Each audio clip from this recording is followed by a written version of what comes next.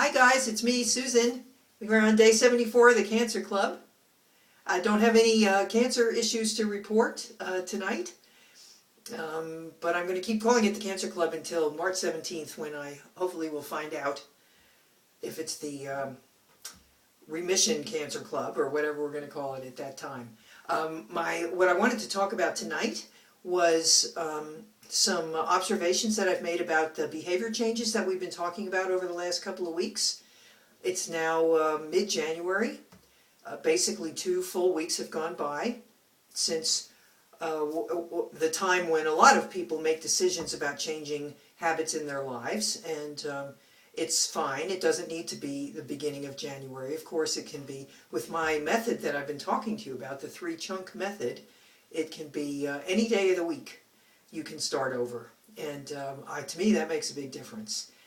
For those of you who may not have caught that episode, 3 chunks refers to a way of splitting up the week and your expectations, so that any new behavior that you want to do 3 times a week, such as a workout, going for a walk, practicing your banjo, reading to your kids, reading a book, doing a new hobby, any behavior that you're trying to institute on a regular basis. You divide the week up into 3 chunks. You try to do the behavior 1 time, either Monday or Tuesday, 1 time either Wednesday or Thursday, and then 1 time Friday, Saturday, or Sunday.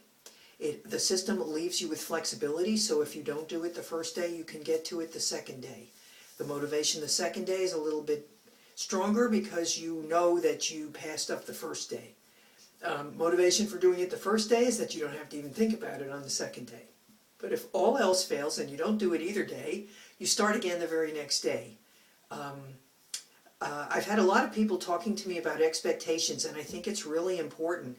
I said to someone the other day, you know, this workout that I'm trying to do, this upper body workout, the goal I set was 10 minutes.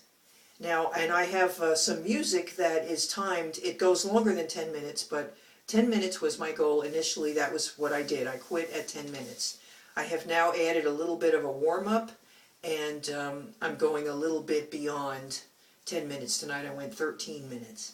But I swear to you, if I had started out with a goal or expectation that I should do 20, possibly even if it was 15 minutes, I don't know that I would be doing it. It has to be, I mean, literally so tiny, you almost have to say, what the heck? I mean, I could, you know, read an article in the newspaper and 10 minutes would have gone by.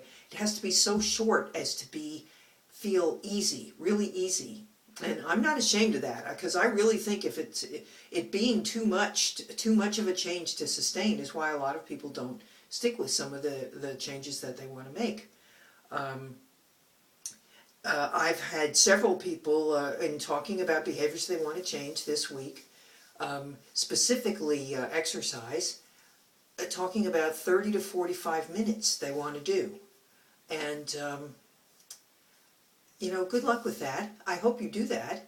But it's got to be okay to do 10 minutes. It's got to be okay to do 5 minutes. I'm asking people, just for people who want to work out in the gym, just drive to the gym and walk in and just walk around the gym. Don't even expect yourself to do anything.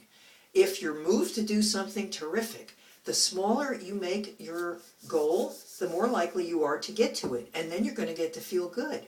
If it's too difficult and you fail, then the next time you want to do it, you're going to remember that failure and you're going to want to avoid it.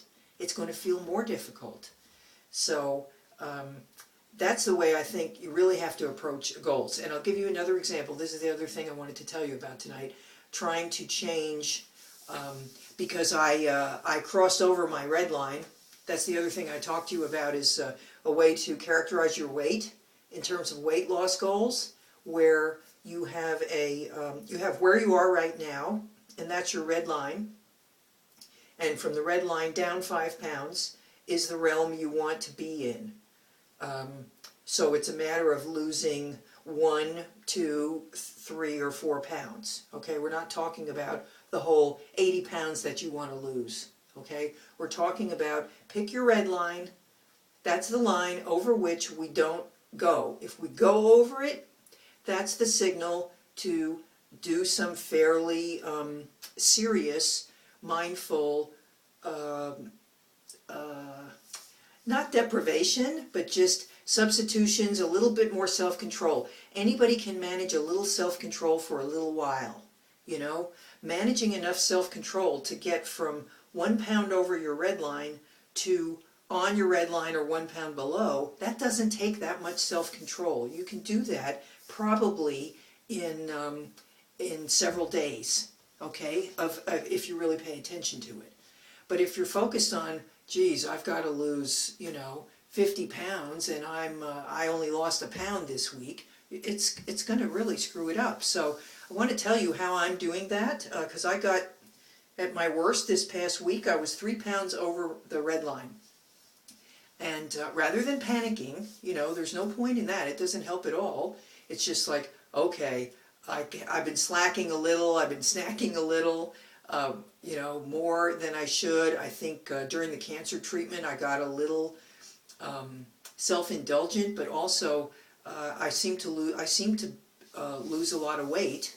I didn't really lose weight, but I was already kind of down before it started. But anyway, where I am now is about 4 pounds more than I was during my 4 to 5 pounds more than I was during my cancer treatment, and that's where I would like to go back to, mid-range for me. But anyway, I have trouble with eating. If I see something, I want to eat it, even if I wasn't hungry for it or even thinking about it before. So I've really got to watch. And once I put something in my mouth just starts like getting all excited and wants more of whatever it is, and then it wants something else. It's one of the reasons that I think my my method of brushing my teeth and then that I'm not going to eat anymore after that works, is because my mouth doesn't have any food taste in it, and I know it's not going to. But once I get some food in there, I've got to really watch it, because I'm going to start kind of orbiting around the kitchen and into the fridge. So I noticed that what I'm doing now that I'm trying to get below my red line, and I'm back down, I was 3 pounds over, then I was 1 pound over, today I was at the red line. Small substitutions. Gonna have a piece of bread, okay, whole grain bread, very good bread, okay, but I have a sandwich at lunch. I don't need to have another piece of bread tonight. But normally I would have 2 if I was in my, who cares mode. So instead of 2, I had 1. Instead of peanut butter, I put mayo, low-fat mayo and mustard and kind of tasty, spicy little things on it. And I would rather not have had the bread at all, but I feel much better that I only had that.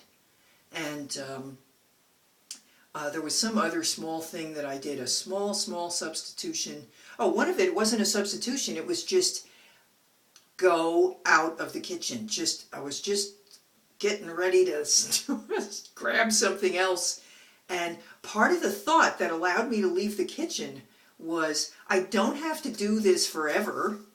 I can relax a little bit more when I get down into the green zone, or even the yellow zone. Well, the yellow zone is where I'm heading for now. But when I get down a little more, I don't have to be so strong or set the boundaries so firmly. But today, I do. So I was able to just use that almost like just for today, let's just leave it. Let's not do that.